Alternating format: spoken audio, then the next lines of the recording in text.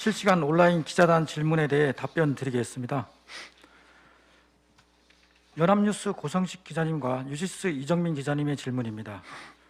어제 기준 코로나19 사망자 4분은 모두 기저질환이 있는 분들인지 사망자에 대한 백신 접종 여부 등 자세한 설명 바란다는 질문입니다. 예, 역주관님 혹시 설명?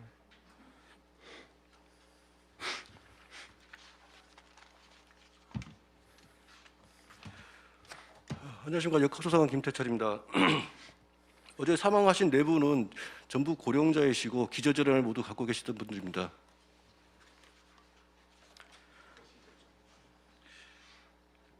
예, 백신 접종은 전부 2차까지 접종을 했고 한 분만 3차 접종은 확인했습니다.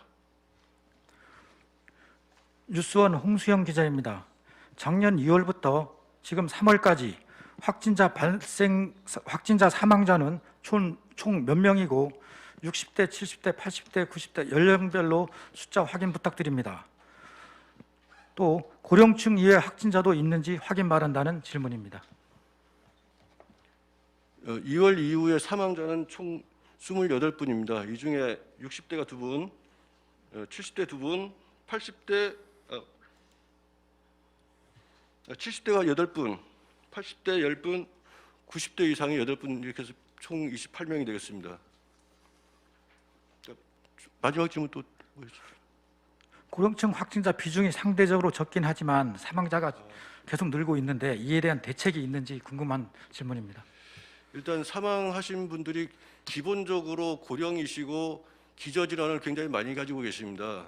그래서 또 기력이 많이 떨어지셨고 이런 경우에 확진되는 경우에는 병원에서 치료를 받더라도 사망하는 사례가 늘고 있습니다. 그래서 그 기저질환이 많은 상태에서 확진된 게 됐기 때문에 그거에 대한 적절한 치료가 이어지고 있음에도 사망하고 있어서 그에 대한 대책은 뚜렷하게 있지는 않습니다. 일단 저희들 요양시설이라든가 고위험시설 위주로 방역수칙을 준수하도록 하고 있고 확진자가 발생했을 때 초기에는 신속하게 전담병원으로 이송해서 격리치료를 받도록 하고 있으며 또 한 가지는 확진자가 증가하는 경우에는 코호트 격리를 통해서 관리를 하고 있고 코호트 격리가 진행될 경우에는 전담 의료기관을 지정해서 관리를 하도록 하면서 사망자를 줄이도록 노력하고 있습니다. 추가로 지금 고위험 시설인 경우에는 노바백신을 통한 4차 접종도 신속하게 추진하고 있다는 말씀드리겠습니다. YTN 고재영 기자입니다. 제주 지역 스텔스 오미크론 검출률이 얼마나 되는지 궁금하다는 질문입니다. 네, 역학조사관 안성배입니다. 현재까지 스텔스 오미크론 검사가 가능한 기관은 질병관리청입니다. 질병관리청에서 스텔스 오미크론 변이 검사를 진행하고 있고 우리 도에는 별도로 스텔스 오미크론의 비중을 따로 통보하지는 않고 있습니다. 전국적으로는 한 20% 초반대 비율로 스텔스 오미크론이 검출되고 있다고 알려드립니다. MBC 김찬년 기자입니다. 제주 지역 확진자가 전국 발생 대비 높아지는 원인은 무엇인지 궁금하다는 질문입니다.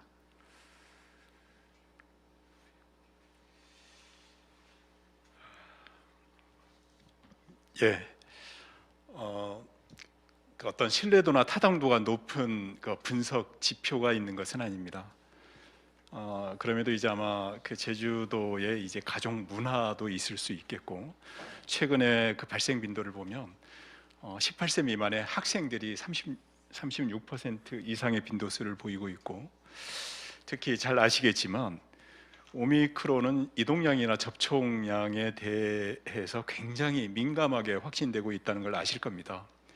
언젠가 말씀드린 적이 있습니다만은 수도권을 제외한 그 지역, 그러니까 경상도 어느 한 지역이나 전라도 어느 한 지역과 제주도를 똑같은 그 빈도수를 비교해 봤을 때 이동량이나 접촉량이 관광객이나 입도객이 많은 제주도는 상대적으로 상당히 높을 수밖에 없습니다.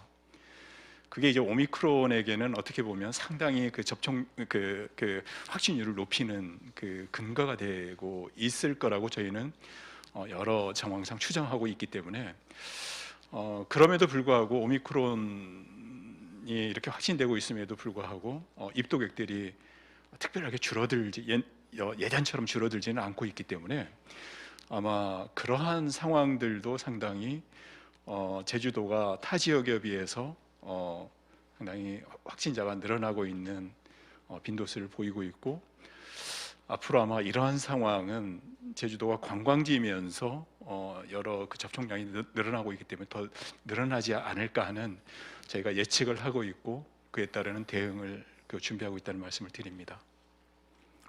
예, 추가 질문입니다. 제주 지역에 예상되는 정점 시기와 확진자 수는 어떻게 전망하고 있는지 궁금하다는 질문입니다. 예, 그 부분은 물론 이제 이게 절대적으로 딱 일치되는 것은 아니겠지만 아시겠지만 이제 전국은 아마 2주 정도 후에 이 부분을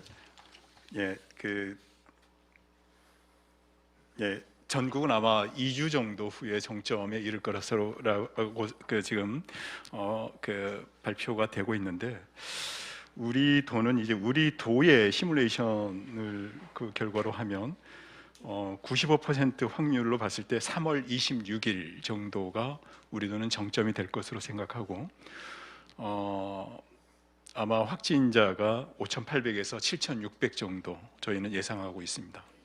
우리 도에 관해서 말씀드린 내용입니다. 제주일보 김정은 기자입니다. 도내 아동 청소년 중심 코로나19 확산세가 심각합니다.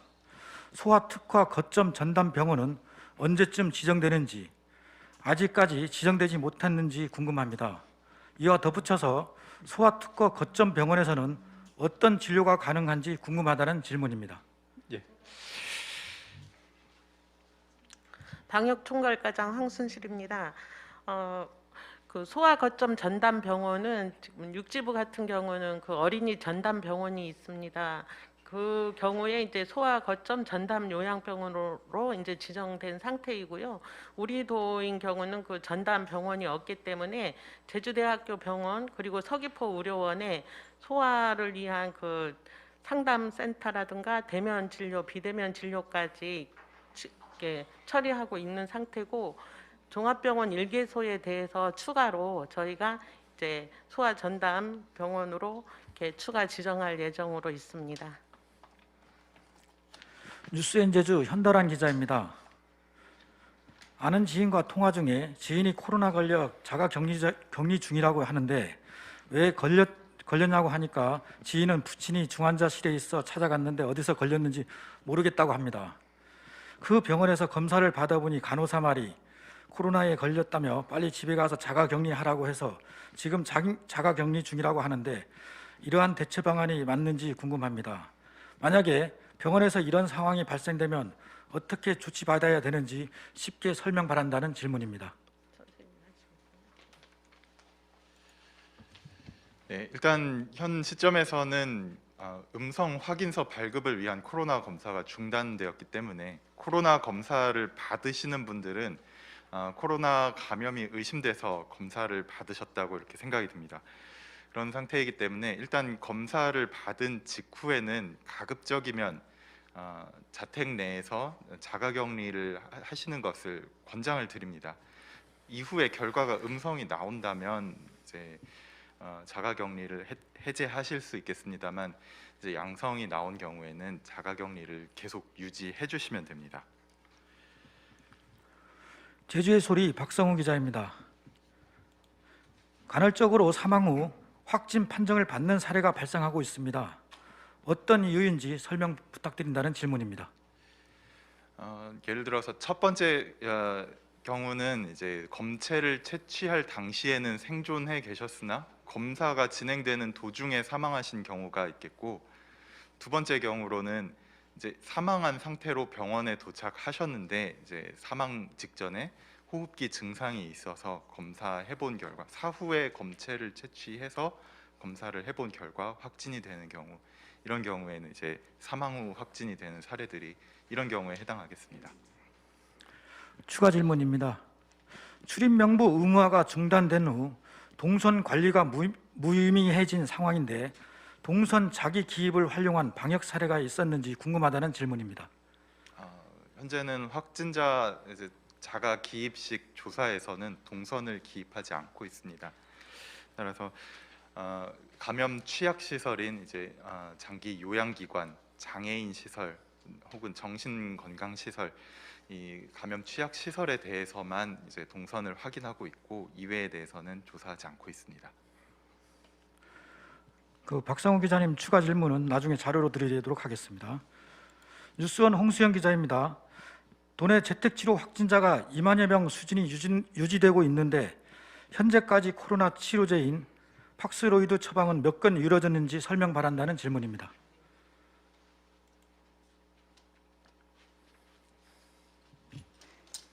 네, 재택치료지원팀장 김미아입니다. 지금까지 재택치료 중에 팍스노비드가 처방된 분들은 모두 181명에 대해서 처방이 진행이 되었습니다. 캐시TV 이정은 기자입니다. 자가격리 중인 확진자 가족에게 지급되는 생필품 지급이 25일부터 중단된 것이 맞는지요? 또 자가격리 중인 확진자에게 지급되는 생활지원금 예산이 곧 소진돼 중단할 수 있다는 얘기가 나오는지 이에 따른 설명 바란다는 질문입니다.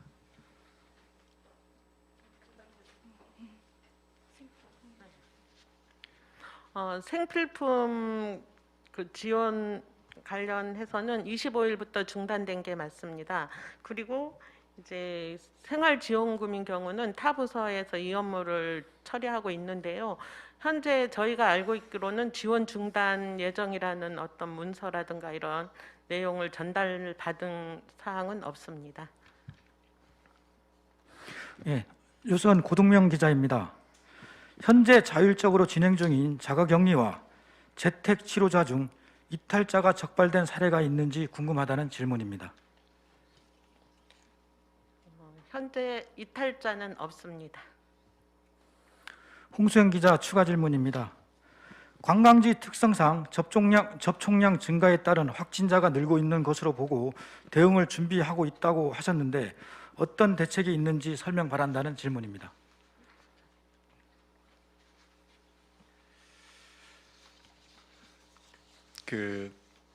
우리 도는 현재 관광객들이 확진되었을 때 생활치료센터에 입소를 시켜드리고 있습니다. 시켜드린다는 표현이 좀 적절하지 않을 수는 있겠습니다만은 그러지 않으면 이제 그분들이 이제 어떤 형태로든 격리가 돼야 되는데 그게 또 도민들에게 감염을 확산시킬 수 있기 때문에 이런 상황이라는 걸 말씀드리고. 아까 이제 말씀드린 내용 중에는 확진율이 타 시도에 비해서 최근에 조금 늘어나는 경향성에 대해서 말씀드린 겁니다. 지금의 상황에서는 사회적 거리두기를 포함해서 전반적으로 사회적 거리두기 방역 대책이 지금 효율성이 그렇게 높지는 않다는 걸 아실 겁니다. 그래서 지금은 이제 확진자 수가 그렇게 중요하지는 않습니다. 물론 중요치 않다는 건 아닙니다. 그보다 더 중요한 게 이제 중증 이행률이나 치명률이기 때문에 관광객들이 왔을 때 지역 경제의 상권 살리기와 확진자 발생에 대한 그 양쪽의 어떤 접점을 우리가 적절한 선에서 대응을 하고 지역 경제도 살리고 관광도 살리면서 동시에 확진자 방역 대응을 해야 되는데 그러한 측면에서는 이제 지금 우리가 생활치료센터 등 상당히 많은 병상수를 확보해 놓고 있고 조금 더 관광객 등 입도객들의 확진율이 높아졌을 때는 육생활치료센터도 지금 대비를 해놓고 있습니다. 그 정도로 말씀드리겠습니다. 예, 오늘 온라인 브리핑을 진행하면서 오디오 출력이 안 돼 불편을 끼쳐드린 점 죄송한 말씀을 드리겠습니다. 더 이상 기자단 질문이 없어 오늘 브리핑을 모두 마치겠습니다. 수고하셨습니다.